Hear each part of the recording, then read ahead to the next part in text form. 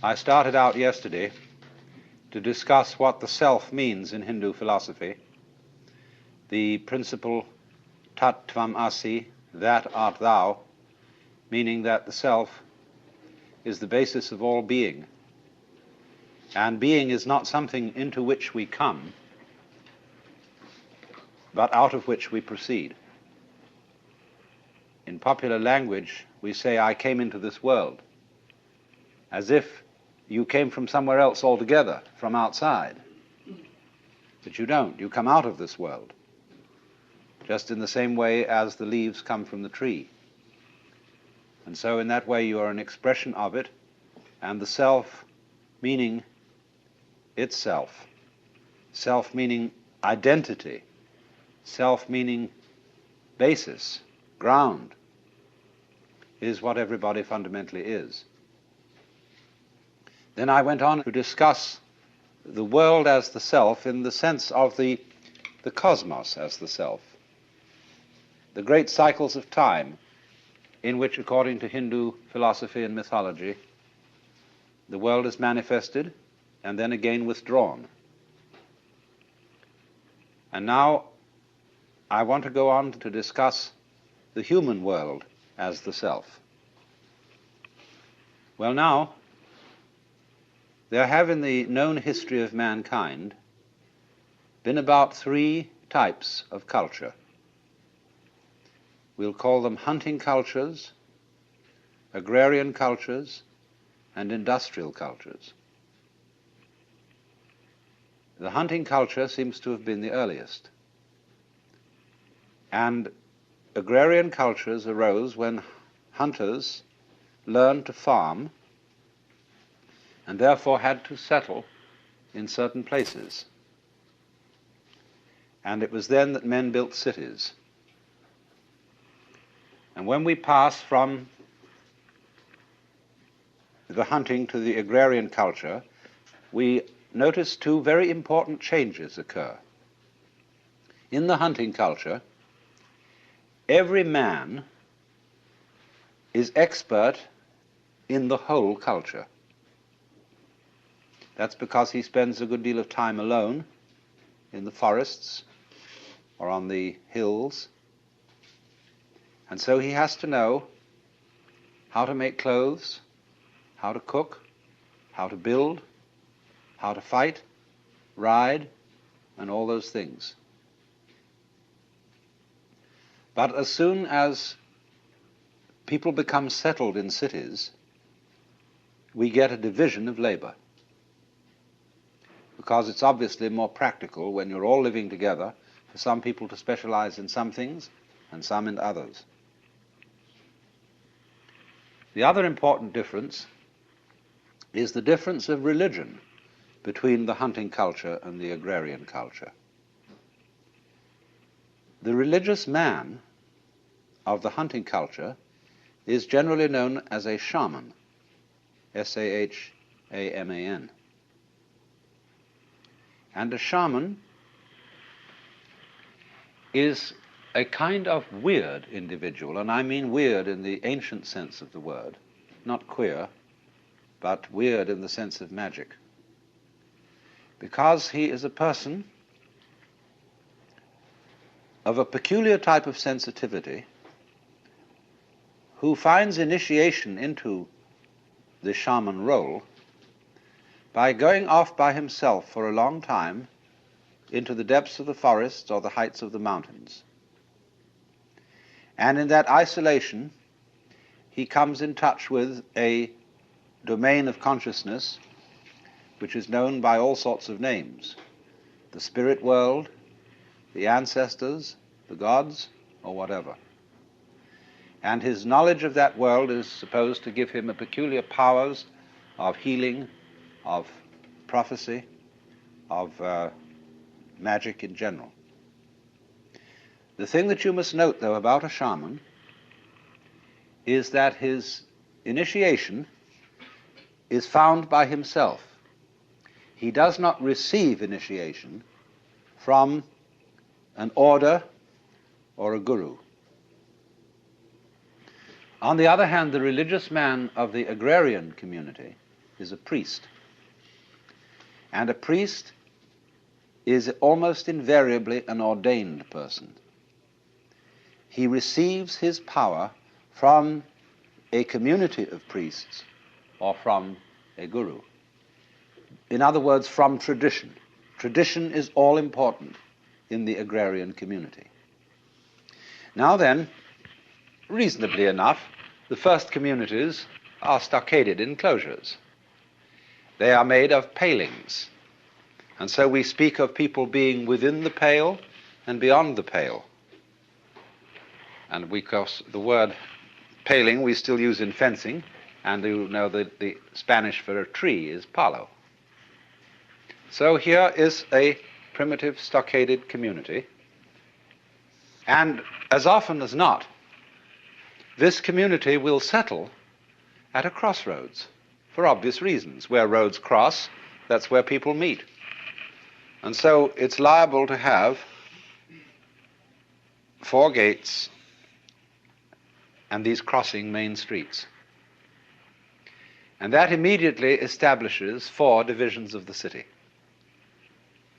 And so oddly enough, in Hindu society, there are 4 castes based on the 4 fundamental divisions of labor. And number 1 is the caste of priests, and they're called Brahmana. Number 2 is the caste of warriors, and also rulers, and they're called Kshatriya. Number 3 is the caste of merchants and tradesmen, and they're called Vaishya. And number 4 are laborers, and they are called Shudra. So those are the 4 principal roles in the world of settled humanity. It's interesting, I said people settled in cities because they had to plant. And there are many legends to the effect that what they were mostly concerned with planting were grapes for wine, and they cultivated vineyards. And it's said of Noah that after the flood in the Bible, the first thing he did was to plant a vineyard. When you enter society, you are born into a caste. And this is very understandable in a community where you don't have a generalized system of education. You don't go to school, and therefore you learn what to do in life from your parents and your family. So if you grow up as a carpenter's son, it never occurs to you to do anything else but carpentry. Why would you? You might become a better carpenter than your father, but still that would be the natural thing to do.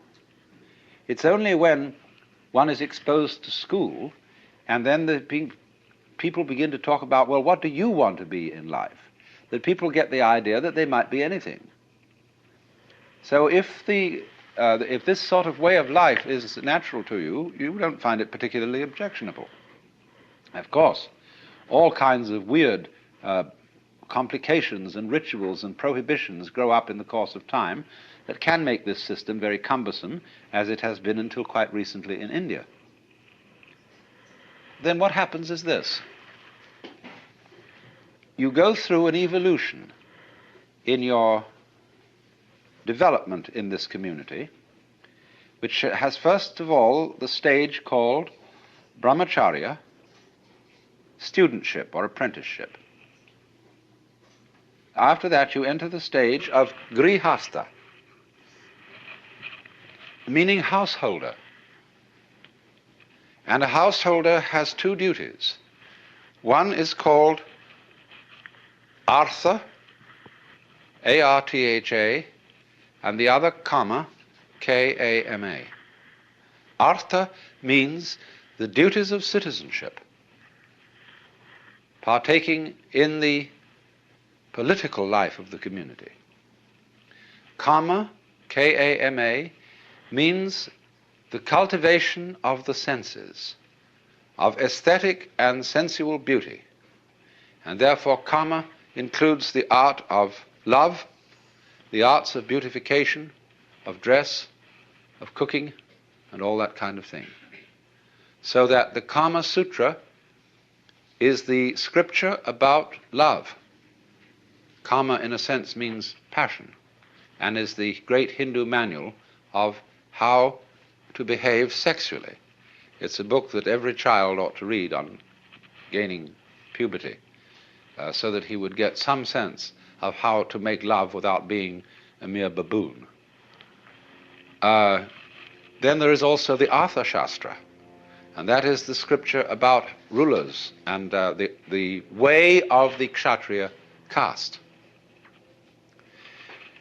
Now, so you've got these stages now. Brahmacharya, which is studentship, Artha and Kama, they go together, and they constitute the duties of grihastha, of a householder. Beyond that, there is the duty of dharma, D-H-A-R-M-A, and dharma has many, many meanings in Sanskrit. It can mean something like law or justice. Could even mean slightly righteousness, but not as we have come to understand that word in common speech today. Perhaps rightness would be better than righteousness. But dharma has a primary meaning of method. So when we speak of the dharma of the Buddha's doctrine, it is the Buddha's method, not law. So a citizen also has to conform to dharma,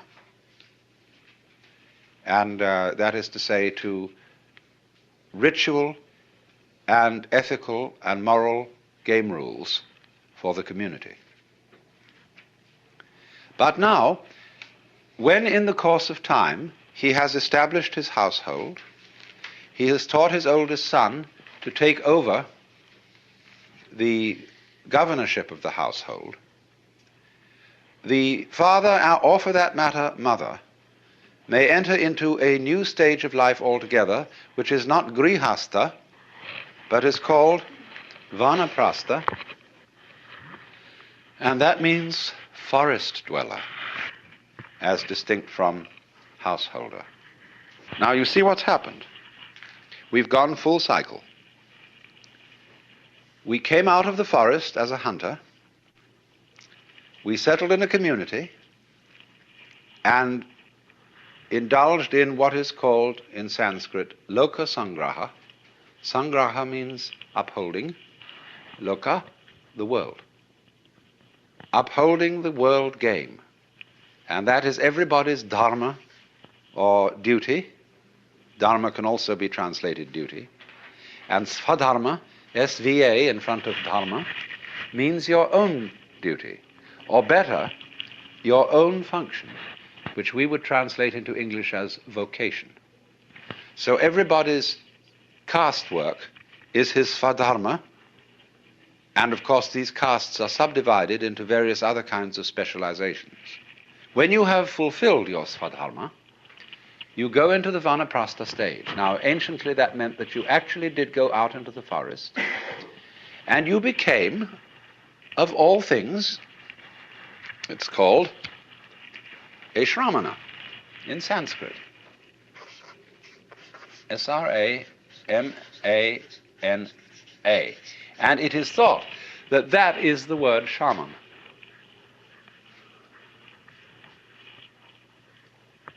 You see, what happens is this then, that an individual who all his life long has played the social game is then says, well, now I've done that. I've assumed this role, I've become identified with tinker, tailor, soldier, sailor, whatever it was. But now who am I? Really? In order to find that out, I have to go off by myself. Why? Because you have a role conception, a mask conception of yourself, because other people tell you who you are. We are constantly, in every social interchange, in the most common remarks, telling other people who they are. Everything leads up to that. The way I act towards you, the way you act towards me, tells me who I am and tells you who you are. For example, you come and sit here and listen to me talk. You are, by doing that, telling me I'm some kind of a teacher. And you're telling yourselves that you're some kind of students. And that's only one thing, you see, one little incident. In business, every day, in your housework and everything you do, everybody around you is telling you what you are and who you are by expecting certain behavior from you, which if you're a reasonable and socially inclined person, you perform, because that's what's expected of you. So you are told who you are. So when we'd had enough of that, you see. But no, let's not listen to all this anymore. That's why the Shramana, or the Vanaprastha, one of the first things he practices is silence. It's called Mauna, M-A-U-N-A. And he may take a vow not to speak for a month or a year. And after about a month of Mauna, you don't only stop talking, but you stop thinking in words. And that's a very curious experience when it happens, because all the senses take on a tremendous intensity. You see things which you've never seen before, because you stop codifying and classifying the world by thinking. Sunsets appear incredibly more vivid, and flowers are enchanting. The whole world comes alive to the Mauni. The only danger is this: the Mauni has to be careful, because he loses all moral discrimination. In other words, if the Mauni gets involved in a riot, he joins the riot, because that's just the way things are going, you see. And so he has to be careful. And that's why, in this state of Vanaprastha, the new man in the game will seek out a guru, a teacher, who has been through the whole discipline of yoga, or whatever it is, that is practiced by a Vanaprastha, and will help him out and see that he doesn't get into trouble. That's why a guru, when he accepts a student, is always said to become responsible for that individual's karma. Karma, you know, means activity, and also the results of activity. So you see what's happened. This man who goes into the Vanaprastha stage of life takes off every sign that would identify him as someone. He does away with his name. He does away with the usual clothes he would wear and puts on usually a yellow or some kind of a robe, or he may more often than that be really naked and maybe have a loincloth, or not even that. And often these people cover themselves with ashes, and their hair is matted, and they don't take care of themselves that way anymore because they're outside the pale. You see, they are outcasts, but they are upper outcasts. Below them are the lower outcasts, known as today the Harijan, the name that Gandhi gave them, the untouchables. And the untouchables were the aboriginal peoples of India. When the Aryan invasion occurred, at a rather vague date, but shortly after 2000 BC, the Aryans formed these castes, and the people who were originally in the land, like the Indians here, were considered to be outcasts. They were beyond the pale. So you have here a marvelous microcosm. You have a political and social analog of the manifestation and withdrawal of the worlds, of the Lord playing the game, or the self playing the game of being all of us, and then as each individual reaches moksha, the self realizes in terms of an individual life, that it is the self. So exactly in this way, the child, representing the self on the way in, comes into this world, plays around for a while. There are 4 castes, just as there are 4 yugas to the Kalpa cycle, you remember? And then out it goes, back to the forest. We would say back to nature. But you see, the outgoing stage of Vanaprastha is a much higher state in the course of evolution than the hunting society person who is primitive.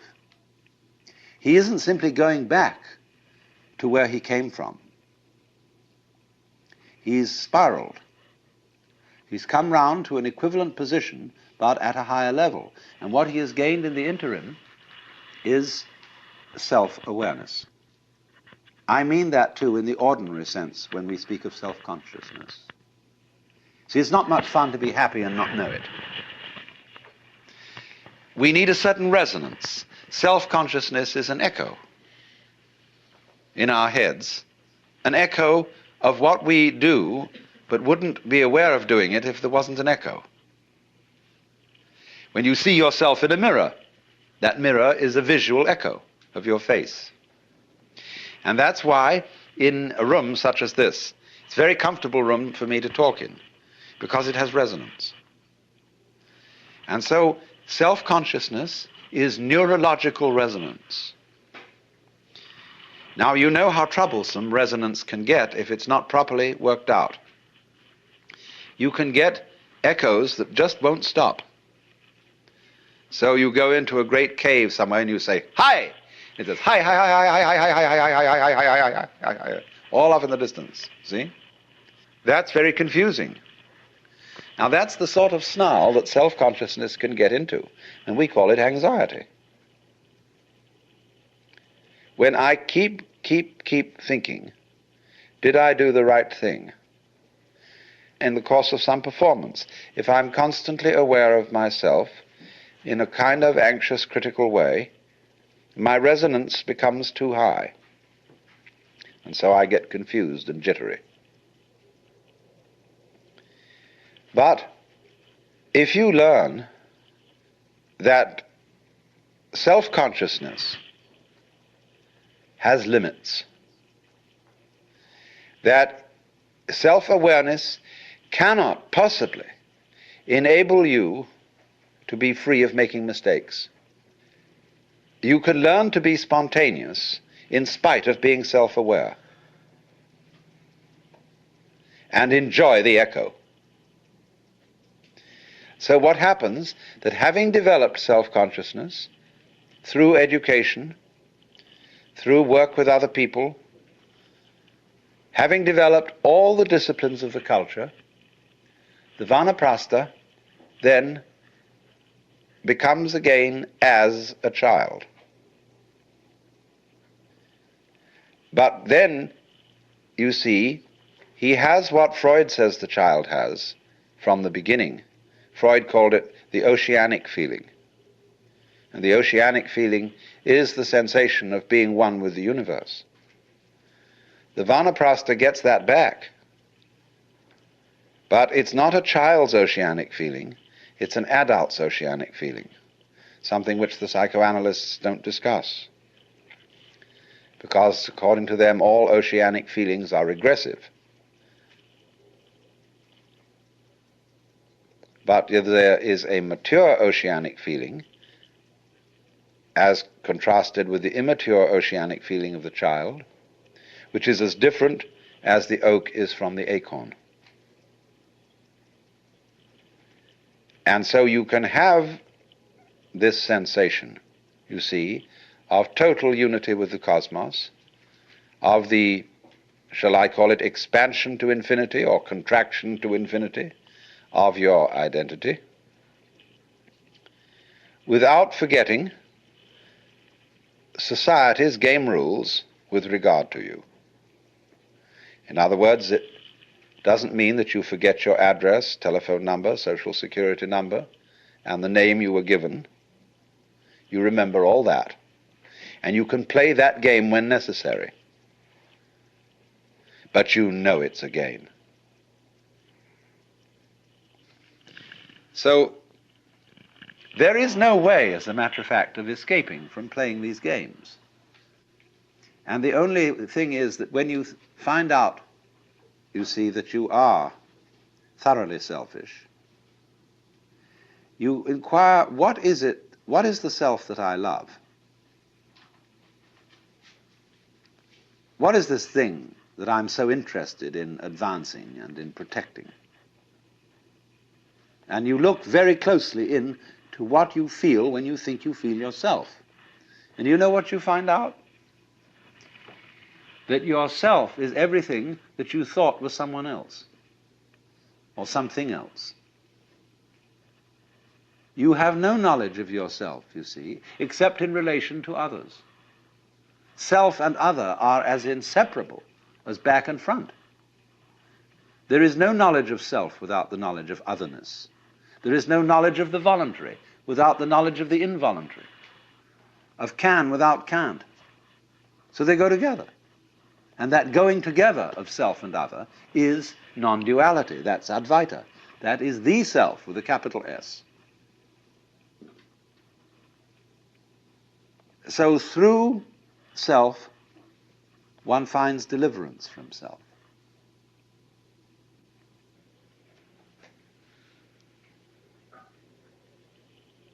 And so finally we come to the last consideration,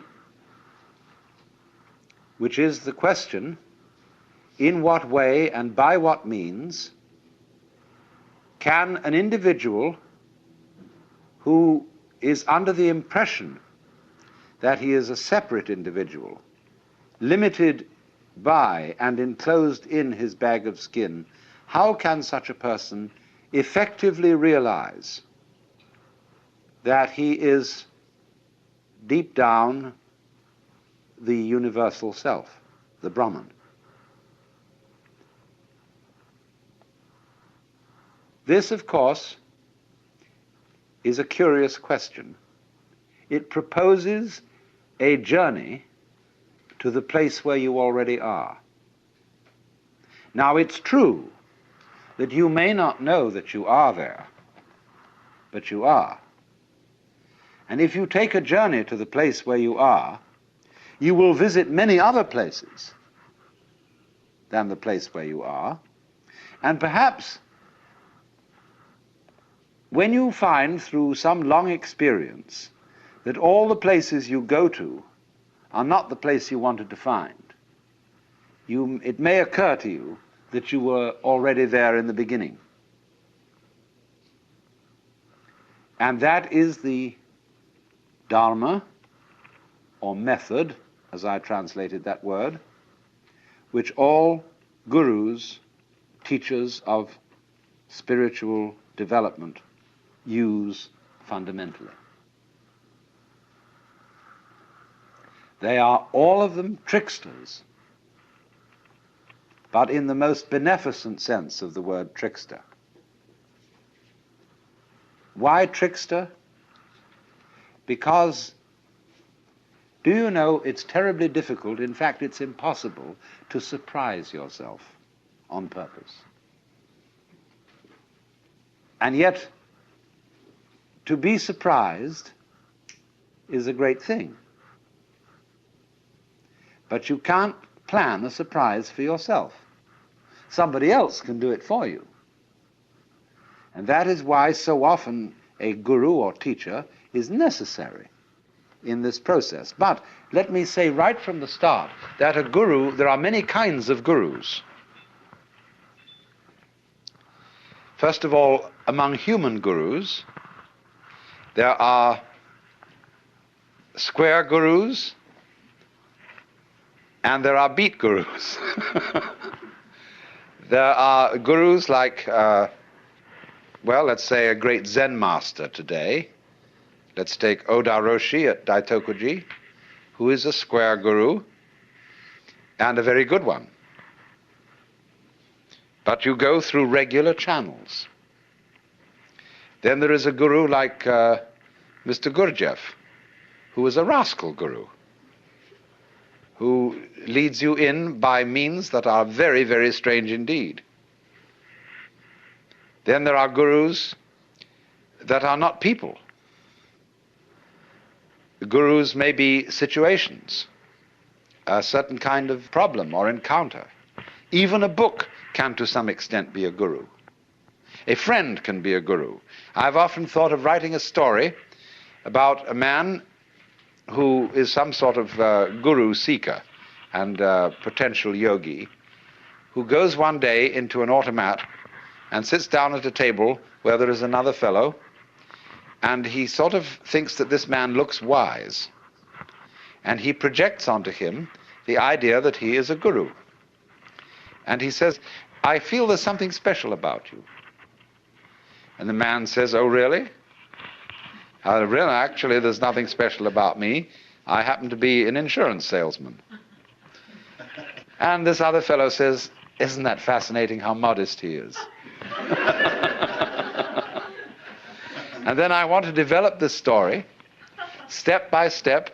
They keep meeting each other because they both eat at the same automat regularly for lunch. And although the fellow really is an insurance salesman and doesn't know a thing about these things, it in the end results in the enlightenment of the person who projected this image upon him.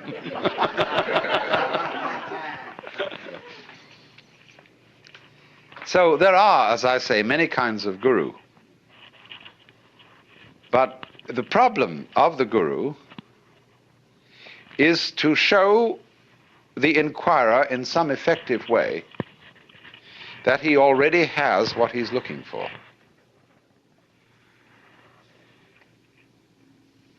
Now, in Hindu traditions, the realization of who you really are is called basically sadhana. And sadhana means the discipline, the way of life that it's necessary to follow in order to escape from the illusion that you are merely an skin-encapsulated ego. And sadhana comprises yoga, from the root yug, which means to join. And so from that, in Latin, we get jungere, to join, and in English, junction, and also yoke. And junction is also the word union, you see. All this derives from the Sanskrit root, yug. A yoke is also a discipline. When you yoke oxen, that is a kind of a discipline. Now, strictly speaking, in the very strictest sense, yoga means the state of union, the state in which the individual self, what is called the Jivatman. Jivatman is approximately translatable as ego. Jivatman finds that it is ultimately Atman, which equals Brahman, the Supreme Self. So yoga is the state. The strictest meaning of yoga is the state of union, and a yogi means one who has realized that union. But we find that the word is not normally used in that way, in that strict sense. Yoga, in the normal way of use, means the practice of meditation whereby one comes into the state of union, and the yogi means one who is a traveler, a seeker, who is on the way to that point. But again, strictly speaking, there is no method to arrive at the place where you are. And no amount of searching will uncover the self. because all searching implies the absence of the self, the big self, the self with a capital S. So that to seek it is to thrust it away, and to practice a discipline to attain it is to postpone realizing.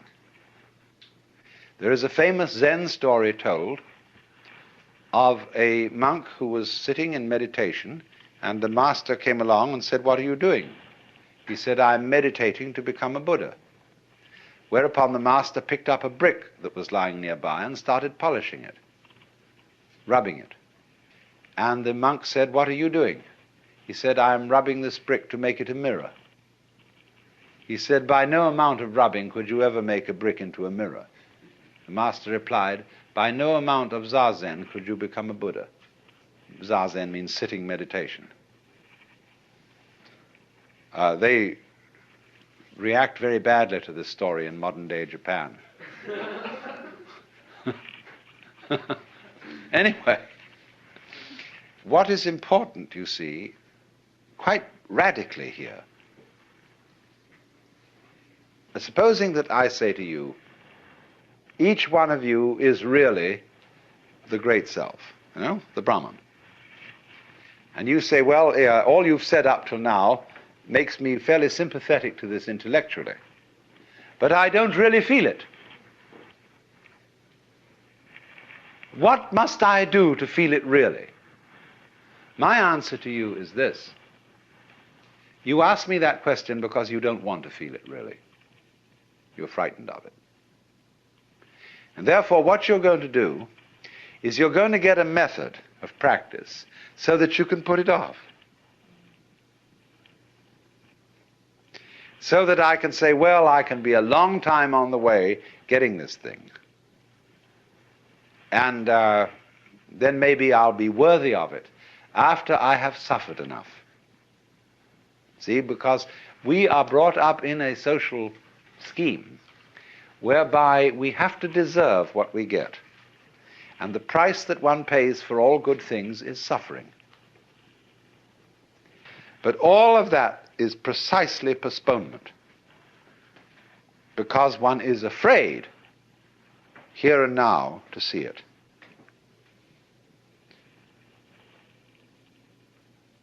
If you had the nerve, real nerve, you would see it right away.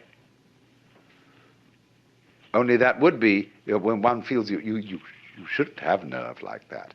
Why, that would be awful. That would be, that wouldn't do at all. Because after all, I'm supposed to be poor little me. And I'm not really much of a muchness. And I'm playing the role of being poor little me. And therefore, in order to be something great, like a Buddha or a Jivan Mukta, one liberated in this life, I ought to suffer for it. So you can suffer for it. There are all kinds of ways invented for you to do this. And you can discipline yourself, and you can gain control of your mind, and you can do all sorts of extraordinary things. I mean, you can drink water in through your rectum and do the most fantastic things. But that's just like being able to run the 100 yards in 9 seconds, or push a peanut up Mount Tamalpais with your nose, or any other kind of accomplishment you want to engage in. There's absolutely nothing to do with the realization of the self. The realization of the self fundamentally depends on coming off it. The sort of, when we say to people who put on some kind of an act, we say, oh, come off it.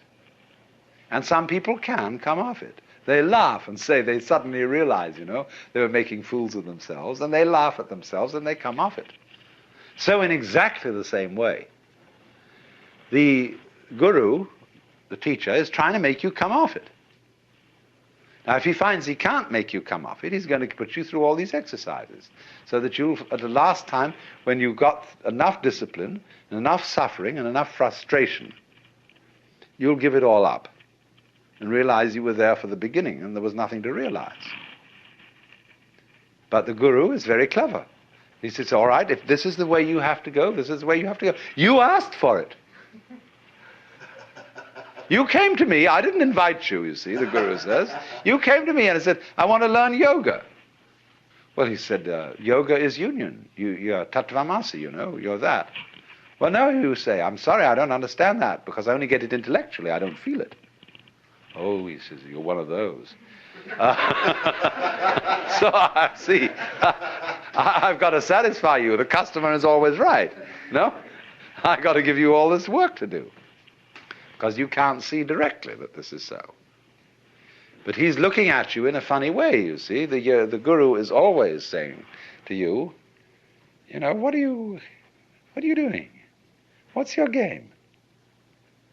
Imagine, for example, a father confessor, and you feel terribly guilty that you've committed murders and robberies and adulteries and fornications and all kinds of arson and injury to people and financial shenanigans. And you go to this man and say, I am a terrible sinner.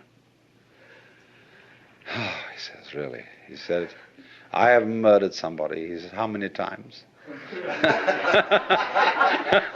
And you think, oh, good Lord, this man doesn't realize how awful I am.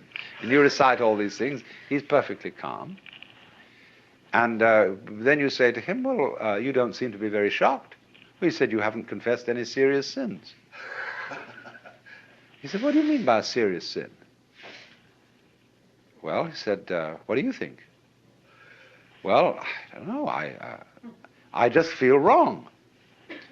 I just feel there's something in the basis of me that tells me that I am not what I ought to be. Could it be that I'm spiritually proud? That I'm egocentric? He says, no, this is not. It's very usual. This is quite ordinary sin. But he says, you are guilty of something. Something really terrible. And what could that be? Well, I have no idea. Now he says, come on. Go deeper. What is the real sin you've committed? And you think, what, me? I, little me, could do something worse than murder, worse than spiritual pride? Just little me? I mean, I'm a reasonably well-intentioned person. What could that be? And he looks at you in a funny way.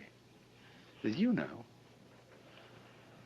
You know, it's a kind of a Kafkaesque situation where you're accused of a crime that's not specified, and yet the accuser says, you jolly well know what you've done.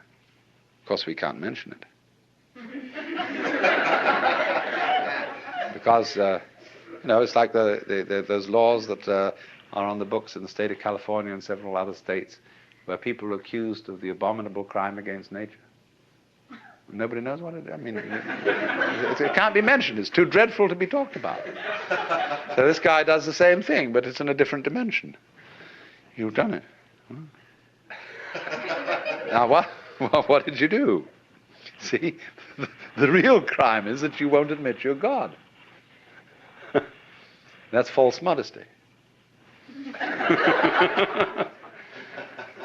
So the guru challenges, you see.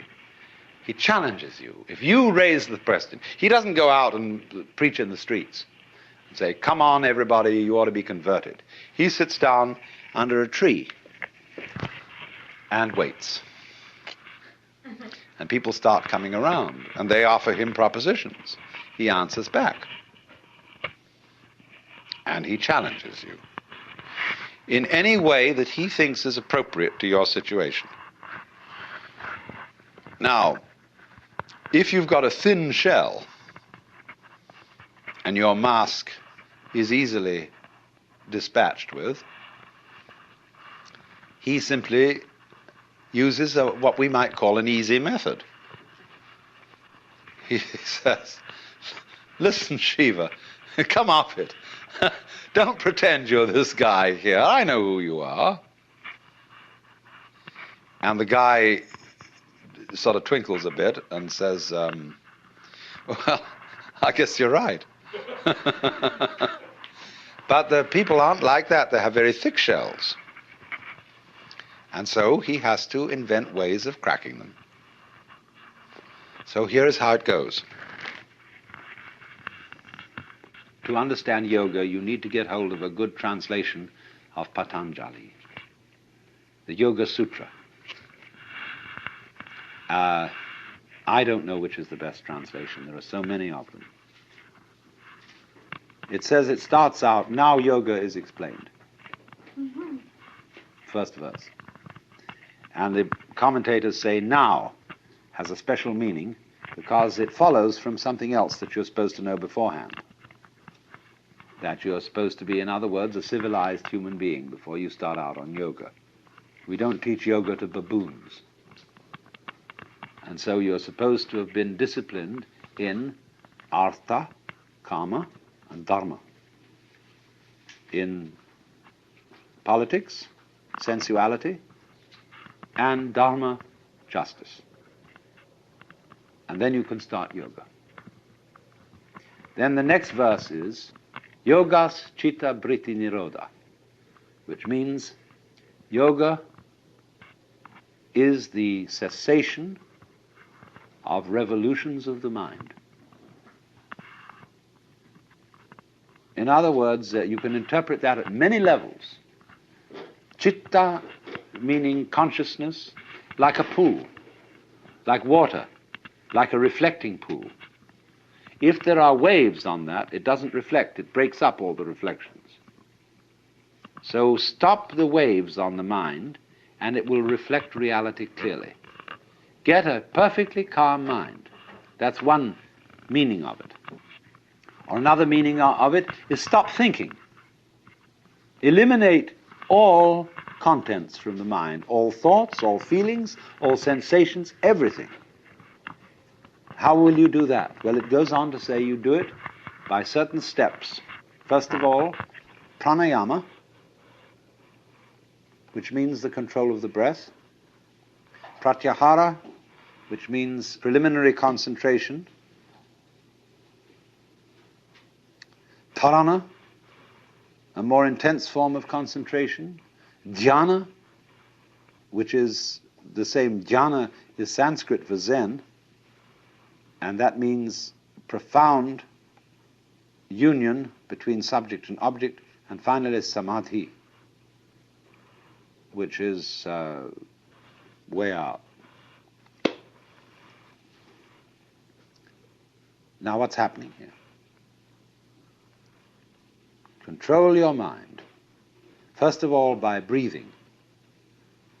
Breathing is a very strange thing because breathing can be viewed both as an involuntary and as a voluntary action. You can feel I breathe, and yet you can feel it breathes me. And they have all sorts of fancy breathing ways in yoga. They're very amusing to practice because you can get very high on them. So they set you at these tricks. And of course, if you are bright, you may begin to realize some things at that point. If you're not very bright, then you'll have to go on. And so next they really get to work on concentration. Concentrate the mind on one point. Now this can be an absolutely fascinating undertaking. I suggest that you try it this way if you want to make experiments. Select a highlight on some bright, some polished surface, copper or glass or something, where there's a little tiny reflection, say of a candle or an electric light bulb. Look at it and put your eyes out of focus so that the bright spot appears to be fuzzy. A fuzzy circle. Now look very carefully at the design in the fuzzy circle and see if you can make it out. There is a definite pattern of blur. And you can have a wonderful time looking at that. Then go back, get your eyes into focus, and look at intense light. And you can go into it, and into it, and into it. Like you're falling down a funnel. And at the end of that funnel is this intense light. And go down, go in. It's the most thrilling experience. Then suddenly the guru wakes you up and says, "What are you doing that for?" Well, because I want realization. Why? Because we live in a world of, if we identify ourselves with the ego, we get into trouble, we suffer, we're in a mess. He says, "Are you afraid of that?" Yes. So then all that you're doing to practice yoga is based on fear. You're just escaping, you're running away. How do you think you can get realization through fear? Now, there's one to think about. So you think, well, now I've got to go on with my yoga practice, my concentrations, my exercises, but not for a fearful motive. And you know that guru, he's watching you, and he's a very, very sensitive man, and he knows when you're doing, always knows what your motive is. So he puts you onto the kick of getting a pure motive. And that means very deep control of the emotions. I mustn't have impure thoughts. All right, so you go along and you manage to repress as many impure thoughts as possible, and then one day he asks you, why are you repressing these thoughts? What's your motive for trying to have a pure mind? And you find out that you had an impure motive for trying to have a pure mind. That you did it for the same old reason you started out the thing in the beginning, because you were afraid, because you wanted to get one up on the universe. And so eventually you find out, you see, that your mind is what is called in Sanskrit muda, which means crazy. Because it can only go in vicious circles. Everything it does to get out of a trap puts it more securely in the trap. Every step in the direction of liberation is a new tie-up. So that you started, with molasses in one hand and feathers in the other. That was the original situation of man. The guru made you put them together, see, like that, and said, now pick the feathers off. And the more it is, the more of a mess the whole thing gets. So you get involved and involved and involved by this process. And he, in the meantime, you see, has been telling you, yes, you made a little attainment today, but it was only the 8th stage, and there are 64 altogether. And you've got to get to that 64th stage. And he knows how to spin it out and drag it all out, because you are ever hopeful that you'll get that thing, just as you might win a prize, or win a special job, or a great distinction, and be somebody. That's the motivation all along, only it's very spiritual here. It's not for worldly recognition. You want to be recognized by the gods and the angels. But it's the same story on a higher level. So he keeps holding out these baits. And as long as the pupil falls for them, he holds out more baits.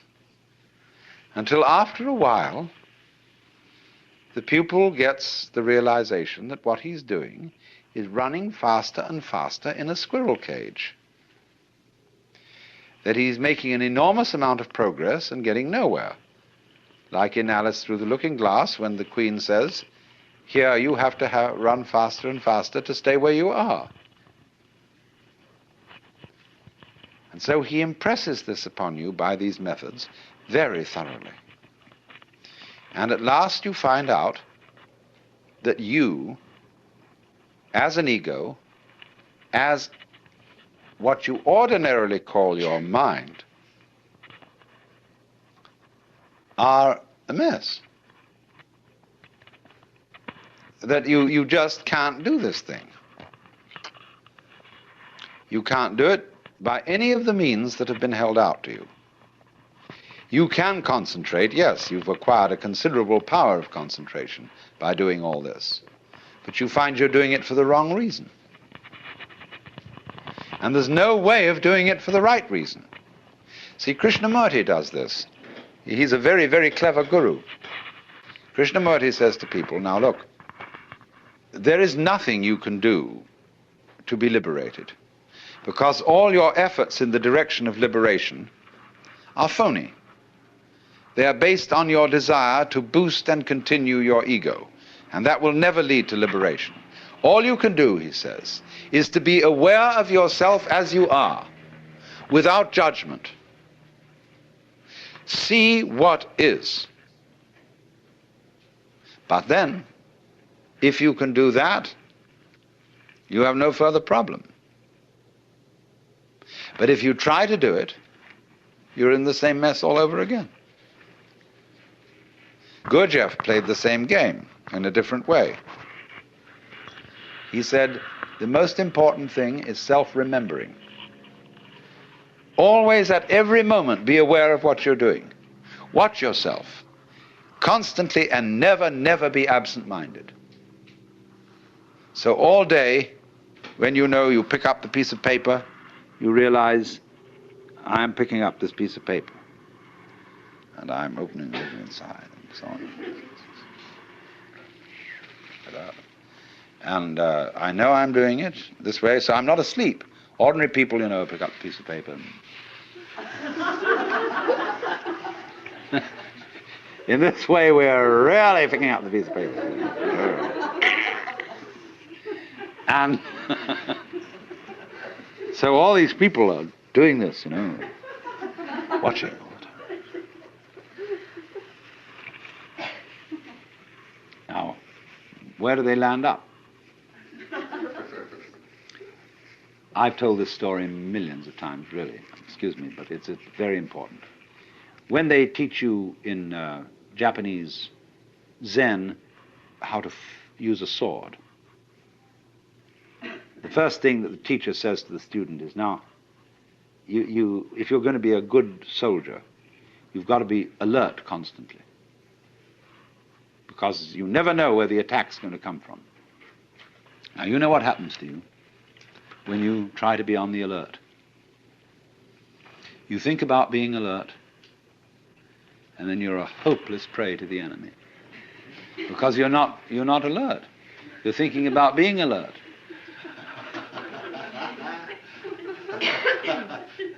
You must be simply awake and relaxed. And then all your nerve ends are working, and wherever the attack comes from, you're ready. They liken this to a barrel of water. The water is just sitting there in the barrel. But the minute you make a hole in the barrel, the water immediately is ready to come out of that hole. So in the same way, the mind, when it is in the proper state, is ready to respond in any direction from which the attack may come. So this man is no longer alert in the sense of taut and anxious. Which way is it going to go? See?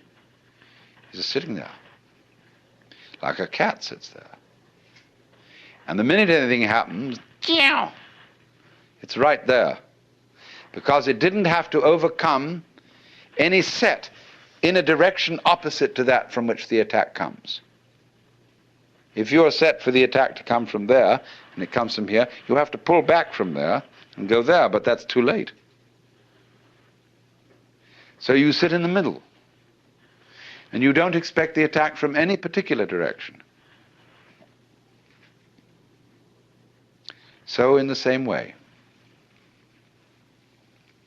all this applies to yoga.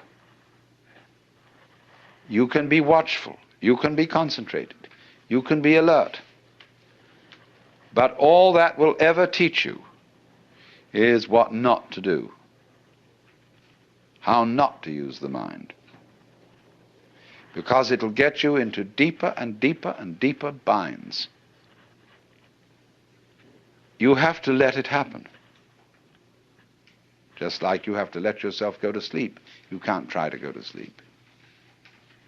You have to let yourself digest your food. You can't try to digest it. And so in the same way, you have to let yourself wake up. Become liberated. And when you find out, you see, that there isn't any way of forcing it, that for most people is the only way of getting them to stop forcing it.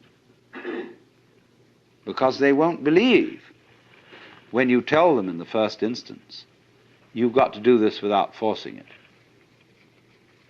They'll say, well, it won't work, it won't happen, because I'm very unevolved. I'm just an ordinary human being. I'm just poor little me. And if I don't force it, nothing will happen. I have people who think that if they don't struggle and strain, they won't have a bowel movement, or whatever it is. They think they've got to do that work in order to make it happen. In other words, all that is based on lack of faith, not trusting life. And to get people to trust life who don't trust it, you have to trick them. They won't jump into the water, so you have to throw them in. And if they are very unwilling to be thrown in, they're going to take diving lessons, you see, in which they're going to go all through, they're going to read books about diving, they're going to do all the preliminary exercises for diving, they're going to stand on the edge of the diving board and inquire whether there's the right posture until somebody comes up beside and kicks them in the butt. And they're in the water. And it's also with this. It really is. So now the most amazing gamesmanship goes on in the whole domain of yoga and spiritual practice. You would be astounded. So, I mean, one of the games in all this is to find a little flaw in you, see? Everybody has a place where they can be jiggled a bit.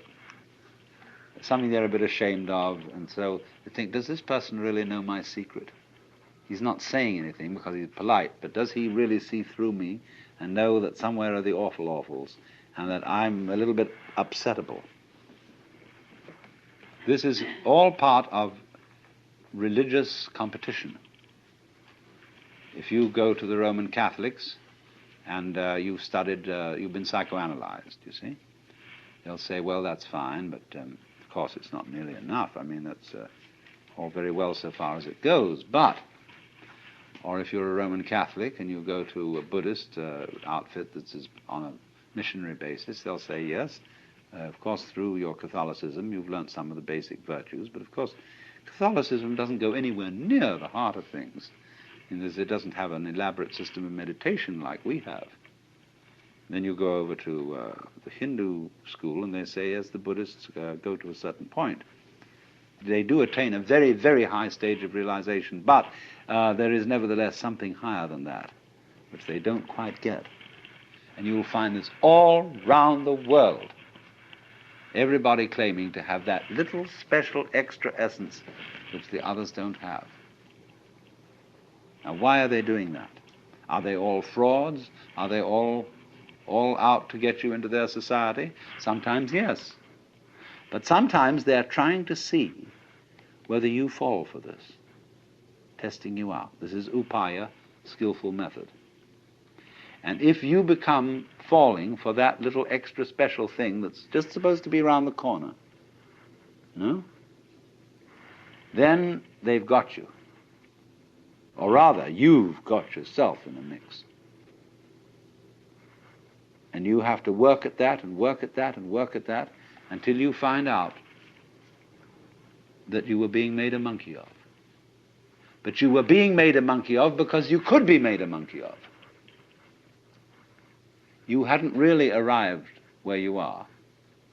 You didn't have the nerve to be you. That is to say, to be the self. And so you had always to feel that there was something beyond that, the stage higher. See? So that's why, for example, Masonry is such a success. It has 33 degrees. And you know, you can go up that ladder and get higher and higher status. The more degrees, the merrier. There have been things that have invented hundreds of degrees, and they're an immense success. Because you can postpone it longer and longer, like Achilles overtaking the tortoise. He doesn't overtake it in the problem because we keep dividing and dividing the space between Achilles and the tortoise as he approaches the tortoise. What delays Achilles overtaking the tortoise is not Achilles, but our calculations about how he approaches it. We make the calculations more and more complicated as he gets nearer and nearer to the tortoise. It's only the calculations that put it off. Achilles, in fact, runs right by. So in the same way, you can calculate yourself out of liberation. You can put it off indefinitely by inventing new degrees and new stages. But actually, when you get it, you don't get it. You suddenly see it. It happens instantly. It happens instantly whether you put in 30 years practice or whether you put in 3 minutes. It's the same. Suddenly it dawns on you that that's the way things are. Tattvamasi. Medieval society in the West, comparable to Hindu society, allowed people to check out of the game. It revered and encouraged hermits, monks, nuns, of various types of discipline. There's this difference, you see, for the West and India. You couldn't join the Brahmana caste, the priest caste, from some other caste. But in the European caste system, by becoming a priest or a cleric of any kind, you see, a cleric means simply a literate person, you could familiarize with any other caste once you're in that one. And so it was a wonderful way of rising in society. You could, from being a serf, go to being a priest, to being an archbishop, and consort with the nobility. It was the only way open to cross castes, you see. And because they were the literate people, it was through literacy and through universities founded by clerics that our caste system began to break. And we got the idea of choosing your own vocation and not simply following what your parents did. Now, I want to make an observation here about checking out of the game. This is not encouraged in contemporary society. Because the Catholic Church and the Episcopalian Church are very powerful minorities, they can still support monasteries and even hermits. But you can't be one on your own without great difficulty. Firstly, because you're a poor consumer. See, around here we have a number of hermits. There's a guy out there building that boat, and he's essentially a non-joiner, a poor consumer, and the community, they live a lot along here, and they're not working class people. They are people who dropped out of college because they saw it was stupid. And they're that sort of people. We would call them perhaps beatniks. But you see, the city doesn't like it because they aren't owning the right sort of cars, and therefore the local car salesman isn't doing business through them. They don't have lawns, and so nobody can sell them lawnmowers. They hardly use dishwashers, appliances of that kind. They don't need them. And also they wear blue jeans and things like that, and so the local dress shops feel a bit put out having these people around. And they live very simply. Well, you mustn't do that. You've got to live in a complicated way. You've got to have the kind of car, you know, that identifies you as a person of substance and status and all that. So there's a great problem here in our society. Now, why is there this problem? There's always a very inconsiderable minority of these non-joiners or people who check out of the game. But you will find that insecure societies are the most intolerant of those who are non-joiners. They are so unsure of the validity of their game rules that they say everyone must play. Now that's a double bind. You can't say to a person, you must play, because what you're saying is you are required to do something which will be acceptable only if you do it voluntarily. You see?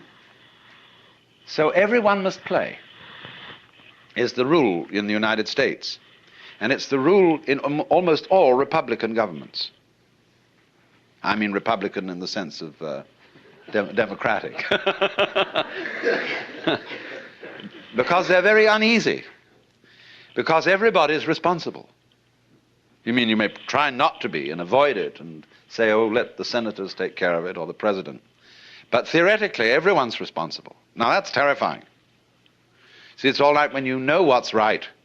There is an aristocracy, there is the clergy, and they know what should be done, and they're used to ruling, you see. But now it's in your hands. You say, well, what are we going to do? Well, I think this way, and you think that way, and he thinks the other way. And so we're all unsettled. And therefore, we become more and more conformist. Individualism, rugged individualism, always leads to conformism, because people get scared. And so they herd together, and compounded with industrial society, mass production, etc. They all wear the same clothes, and they're sensible clothes that don't show the dirt too much. And we get duller and drabber, and with the exception of the Californian Revolution.